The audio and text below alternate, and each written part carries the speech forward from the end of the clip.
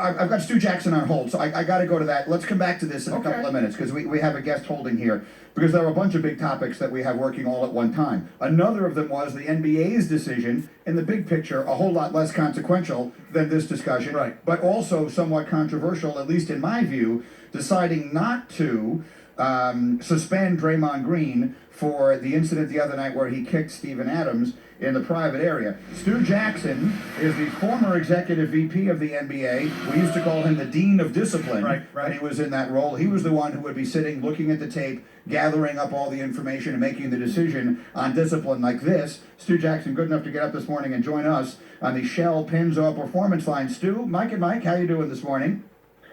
I'm doing pretty well, guys. Pleasure to have you. So I was reading your tweets yesterday, and I just want to make sure I understand this because you have been the person sitting in that chair making this decision, or these decisions, that in your, you go ahead and explain, where does intent come into the equation when you are making a ruling on discipline for a player? Well, the actual consideration of intent when you're making the decision doesn't really come to the forefront into play in terms of how you evaluate the contact. The flagrant foul rule is a contact rule, and the league issued to all of the teams, the players, the coaches, the GM, many years ago, what the criteria would be considered on how they evaluate whether or not the contact was not flagrant, a flagrant foul penalty 1 or a flagrant foul penalty 2. And those criteria include how severe the contact was, whether or not a player is making a legitimate basketball play. In other words, was it something that was reckless? Thirdly, whether or not there was wind up and follow through after the contact was made. They consider the potential for injury that results from the contact. And then finally, if the player is actually injured after the fact, or he's in a hospital, or there's something wrong with him, they consider that.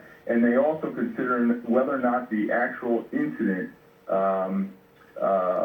led to something else, like an altercation. So those are the main criteria that they consider. And to me, I felt that, with this particular act, that you don't need intent to evaluate it. If you just go through the criteria, it clearly fits 4 of the 6 criteria. Well, okay, so give us your press release. If you're still in this job, you're the Dean of Discipline.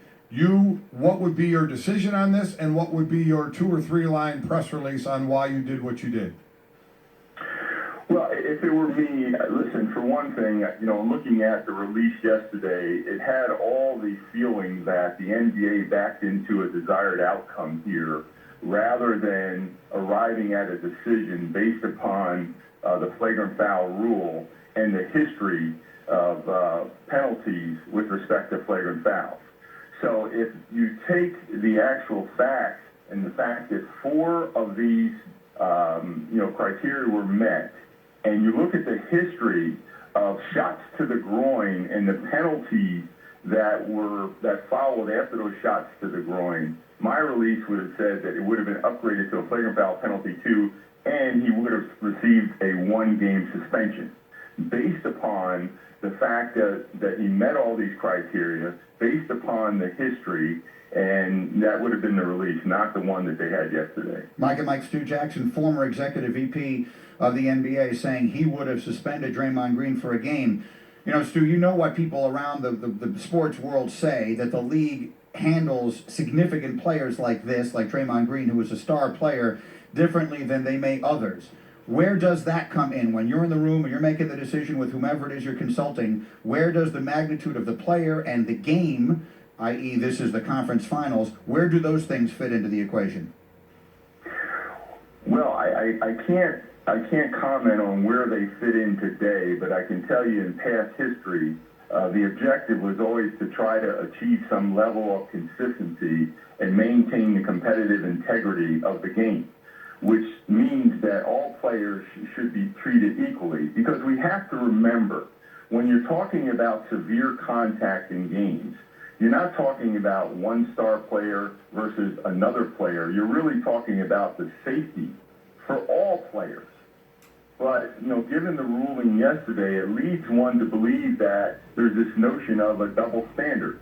If you look at contact hits throughout this playoff, Kevin Durant, Isaiah Thomas, now you got Draymond Green, and then you had Andre Drummond with the shot to LeBron's head where nothing was actually done with that hit.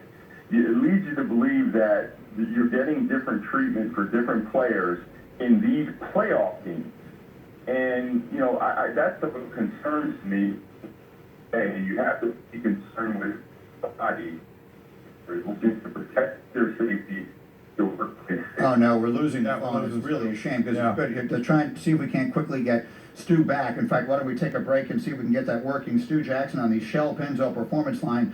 Want to save on Shell fuel? Sign up for the Fuel Rewards program at fuelrewards.com/ESPN. You got to hear as much of it as I think was absolutely necessary. He says he does not believe that that the decision was correct. He believes that it met 4 of the 6 criteria. He believes that if he were the man sitting in the chair, he would have suspended Draymond Green for a game. So we have a whole bunch of things working.